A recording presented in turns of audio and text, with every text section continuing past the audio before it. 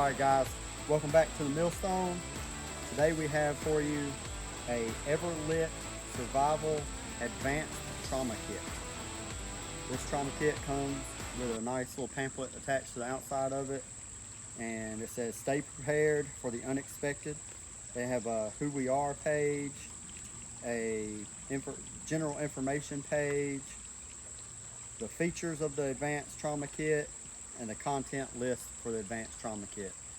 So pretty good list here. You got one CAT tourniquet, which is a combat application tourniquet, one emergency trauma bandage, two nylon vented chest seals, one abdominal pad, one Z-fold compressed gauze, one NPA, a rolled splint, 40 alcohol wipes, one elastic bandage, one triangular bandage, one dressing, one universal bandage pack that has several bandages in it. You have 10 medium bandages, 2 knuckle bandages, 2 butterfly bandages, 2 antiseptic cleansing wipes, 2 sterile gauze pads and wound pads, 2 adhesive wound dressings.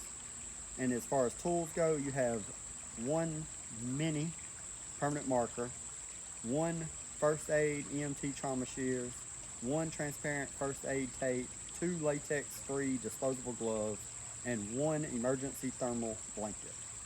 So let's get into this thing. So it doesn't really matter what your day-to-day life is like. If you do any type of physical work, any labor work, and you have chainsaws, knives that you use on a daily basis, if you like to go to the range and shoot, if you work in heavy equipment, this is a smart purchase for you guys, all right? So, zipper with 2 nylon ropes on it, and then across the top, you have a Velcro strap that you can pull, pulls open, folds out. You'll see I haven't even opened this thing up yet. A sealed CAT tourniquet, which we will open so that it can go back in here correctly, because that is a get it on as quick as possible. You want to get that thing on within 30 seconds, if at all possible, depending on what major artery is hit. All right. So there's your CAT tourniquet. 2 chest seals. If you don't know how to use a chest seal, you really need to get into this. You really need to look this up. You need 2 minimum at all times, because say you have an entrance wound, anytime you're assessing someone, after you find the front wound, you need to look for the back wound. That way, 2. 1 for the front, 1 for the exit, right? Perfect.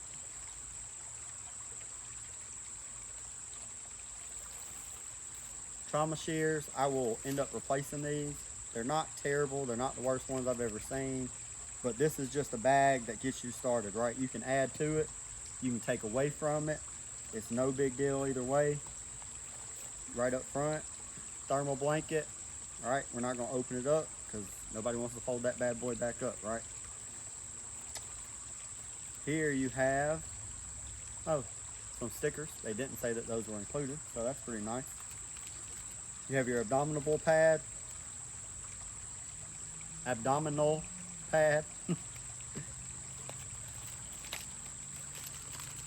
All right, here's your NPA. This thing is designed to go up the nostril in case any swelling or anything like that on someone who is passed out or in shock and may pass out. I've literally never seen anybody use it, but I'm not going to say somebody doesn't use it. It comes with lubricant jelly, small permanent marker. Put that bad boy back because that's easily lost. And get to the final thing on this side. All right, this is called a SAM splint, right? This is a moldable splint. It's not my favorite tool, and I may not keep it in this bag. Have not decided yet.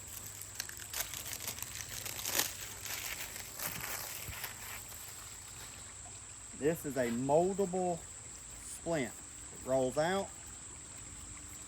So you got somebody who has possibly broken something. They have instructions right on the front They're not very noticeable in the camera, but it tells you what to do for a leg, a knee, which is of course part of the leg, but it's still different, neck, foot, wrist, finger, and arm. So this is cuttable. You can cut it with your trauma shears if it was necessary. I recommend folding this bad boy up and putting it somewhere. Unless you're going to carry this bag for everything, I would find a better use for this. That's just my personal opinion though. I'm not a medic. I've been trained by some combat medics, but I am not a certified medic in any form or fashion. 2 latex-free, powder-free gloves. Here is your elastic bandage for sprains and such.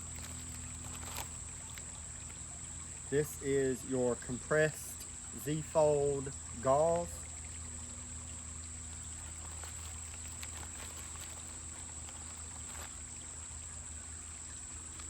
.40 alcohol pads.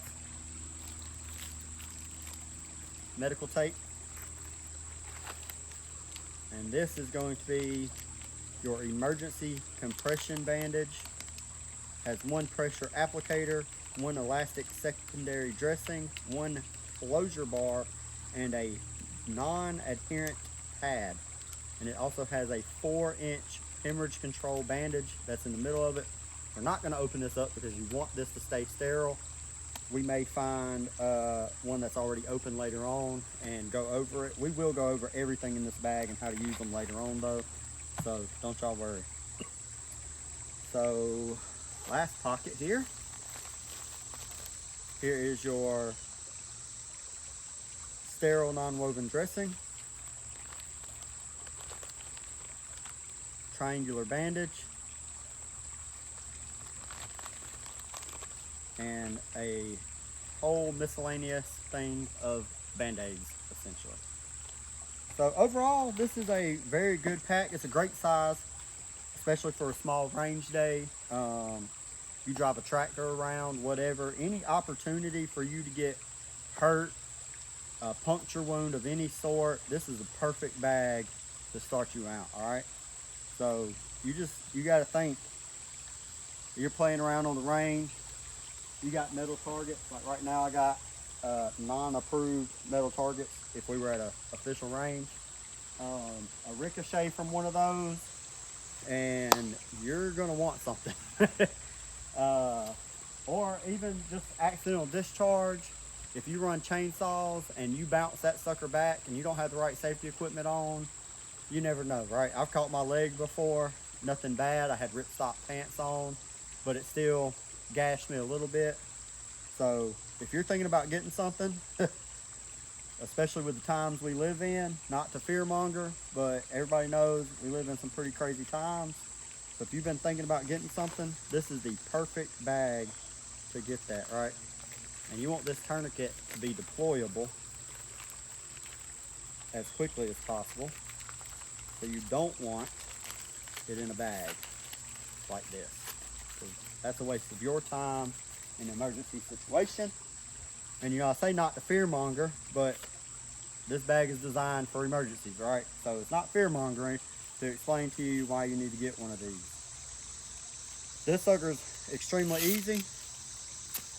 You pull this sucker apart like this, you get it 2 to 3 inches below a joint, depending on where the wound is. So if I'm wounded here, you want it either above the joint or below the joint, but I want you to save as much of my limb as possible.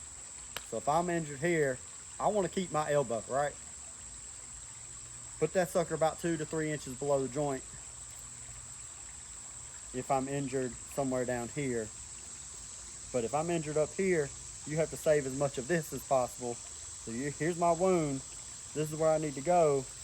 You're gonna get rid of that sleeve if at all possible, and literally high and tight if the wound's up here, and you're just gonna pull, and you're gonna pull, and you're gonna pull until you get that sucker off like this, and then you're gonna stop. And then you're gonna take this sucker, watch, and you're gonna spin that windlass as tight as you physically can to cut the circulation off to that wound. And then you're done. Once that's done, you get this Velcro down in here. You're sure it's not bleeding anymore. You wrap it all the way across.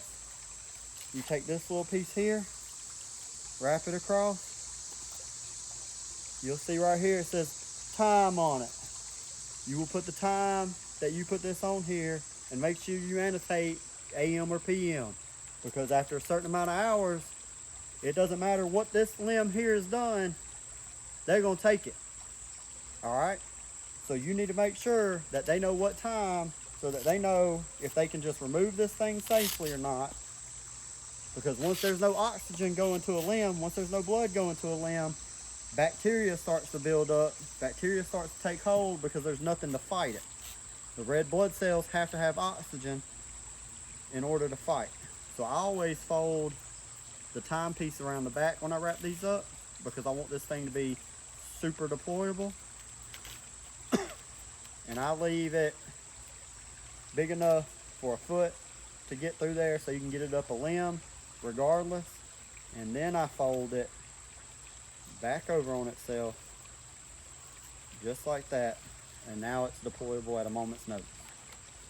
I won't be strapping that thing in. It will literally just go back in here like this for when it's time to go.